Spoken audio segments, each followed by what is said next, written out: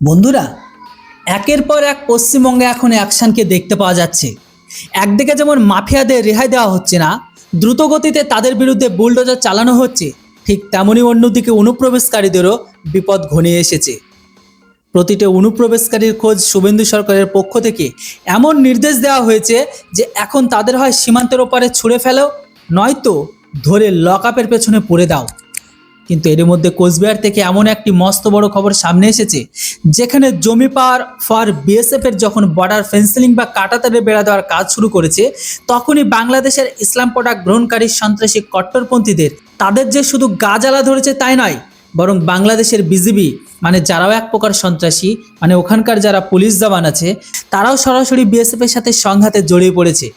একটি ছবি সামনে এসেছে যখন এই বিবাদ অনেক বেশি বেড়ে যায়, তখনই তারপরে কমান্ডার পর্যায়ে বৈঠক ডাকা হয় দুই দেশের মাঝে। দুই দেশের মধ্যেকার বিবাদ মেটানোর জন্য এই বৈঠকে আলোচনা করা হয়।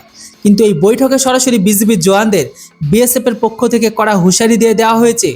চলুন এই বৈঠক আগে কি হলো, কিভাবে বাংলাদেশিদের সবক শেখানোর কাজ বিএসএফ করলো তা আপনাদের জানাই। তার আগে এই ছবিটিকে দেখুন, যে কিভাবে যখন কোচবিহারের বর্ডার ফেন্সিলিংয়ের কাজ শুরু করা হলো, তখন বিজিবির লোকজন এবং বাংলাদেশের ইসলাম প্রোডাক্ট গ্রহণকারী সন্ত্রাসী মানুষজন বিএসএফের সাথে ঝামেলা করছিল এবং কিভাবে বিএসএফের দৃঢ়তার সাথে তাদের মোকাবেলা করলো।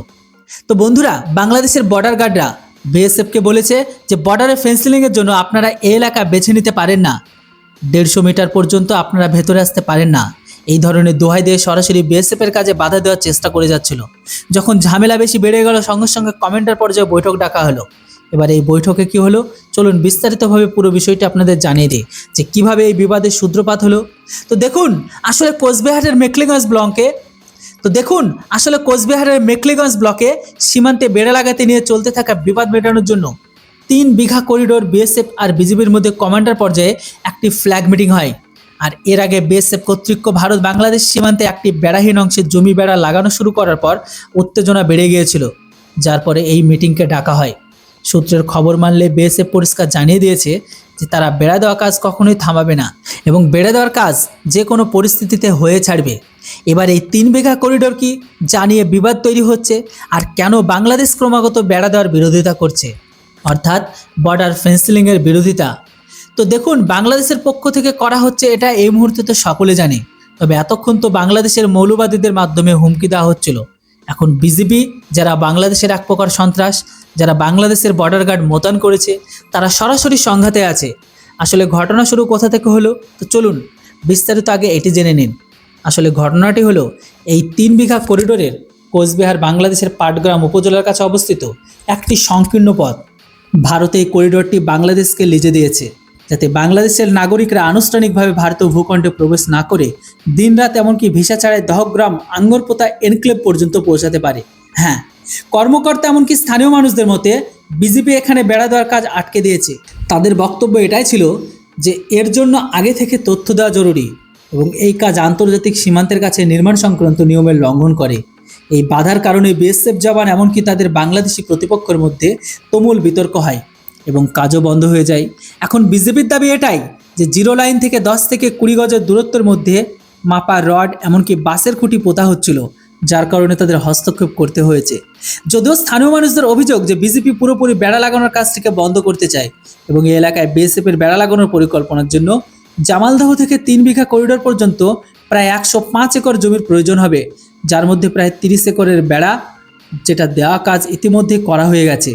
এটাও জানা গেছে যে সরকার 25 কিলোমিটার দীর্ঘ বেড়া লাগানোর জন্য মেখলিগঞ্জ মহকুমার গ্রামগুলো থেকে প্রায় 80 একর জমি অধিগ্রহণ করার পরিকল্পনা করেছে। এমন পরিস্থিতিতে মেখলিগঞ্জের বিধায়ক দধিরাম রায় অভিযোগ করেছে যে বাংলাদেশ ইচ্ছাকৃতভাবে কাজে বাধা সৃষ্টি করছে এবং 3 বিঘা চুক্তিকে উপেক্ষা করছে। তিনি হুঁশিয়ারি দিয়েছেন, যদি এই হস্তক্ষেপ জারি থাকে তবে এর ফলে বাংলাদেশের ছিটমহল পর্যন্ত যাতায়াত প্রভাবিত হতে পারে। করিডোরের মাধ্যমে যুক্ত আঙ্গারপোতা দাহগ্রাম এলাকাটি পাচারের দিক থেকে সংবেদনশীল বলে মনে করা হয়, আর এই ছিটমহলটি 3 দিক থেকে ভারত দ্বারা পরিবেষ্টিত এবং এর পশ্চিম প্রান্তে তিস্তা নদী প্রভাবিত হচ্ছে। স্থানীয় মানুষদের দাবি যে গরুচোর এমনকি অনুপ্রবেশকারীরা নদীপথ ব্যবহার করে ভারতের মূল ভূখণ্ডে পৌঁছে যায়।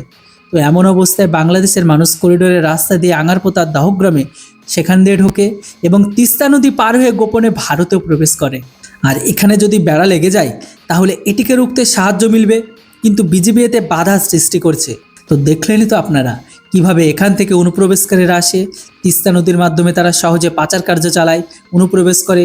আর যখন বেড়া দেওয়া হচ্ছে তখন এই মানুষদের এই কারণে কষ্ট হচ্ছে, এবং এটাই কারণ যে যখন কোচবিহারের এলাকায় বেড়া দেওয়া কাজ শুরু করা হলো, এখানে বর্ডার ফেন্সিলিং শুরু করা হলো, তখন বাংলাদেশের বিজিবির তো কষ্ট হচ্ছে, ওখানকার মানুষজন চিৎকার করে পরিস্থিতি উত্তপ্ত করার চেষ্টা করেছে।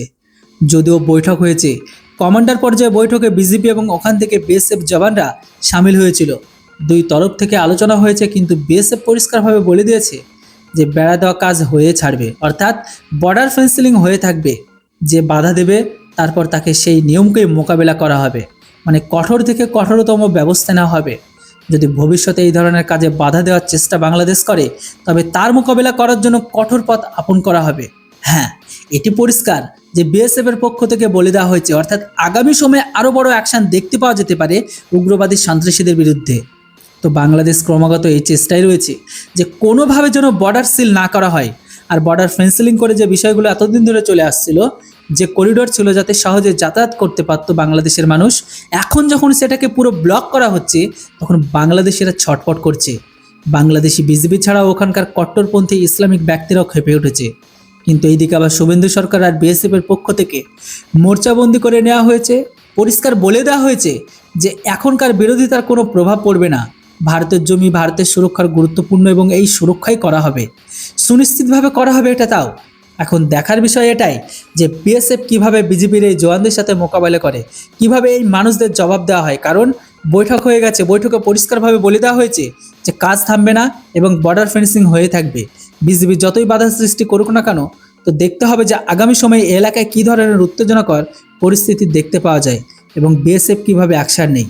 তো বন্ধুরা, আপাতত এই খবরটি নিয়ে আপনারা কি মতামত রাখছেন অবশ্যই কমেন্ট বক্সে লিখে জানান। Thanks for watching. জয় হিন্দ, বন্দে মাতরম।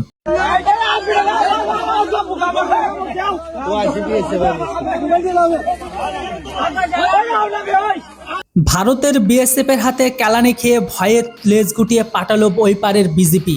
হ্যাঁ, আপনারা ঠিকই দেখেছেন। ভিডিও শুরুর পূর্বে যে ভিডিও ক্লিপটা দেখলেন তারই একটা দৃশ্যপট। আমি জানি না অ্যাকচুয়ালি এই ভিডিও ক্লিপটা কবেকার, তবে সোশ্যাল মিডিয়ায় এই মুহূর্তে ভীষণ ভাইরাল যে ভারতের কয়েকজন বিএসএফ একটা বিজেপিকে চ্যাং তোলা করে এপারে নিয়ে আসার চেষ্টা করছে, কিন্তু সেই দেশের ঘরের ভেতরে ইসলাম প্রোডাক্ট গ্রহণকারী সন্ত্রাসীদের পাথর বৃষ্টির কারণে বাংলাদেশের বিজেপিকে ছেড়ে দিতে বাধ্য হয় বিএসএফ। তো যেটাই হোক, চলুন আপনাদের মূল স্টোরিটা জানিয়ে দিই। সীমান্তের সেই শান্ত সকাল, মাঠের পর মাঠ, সবুজ ধান ক্ষেত, মাছ দিয়ে বয়ে চলা একটা ছোট্ট জলাশয়, যার চারপাশটা চেনা অচেনা জল ঘাসে ভরা।